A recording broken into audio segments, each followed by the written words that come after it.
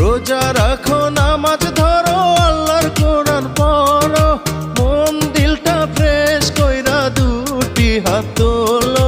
মাওলা আমি তোমার বান্দা বড়ই গুনাহগার, তুমি হইলা দয়ার সাগর, ক্ষমারি ভান্ডার, তুমি ক্ষমারি ভান্ডার। একটি বছর পরে এলো পবিত্র রমজান, মুমিন মুসলিম হাসে দেখো, কাঁদতেছে শয়তান, ওরে কাঁদতেছে শয়তান।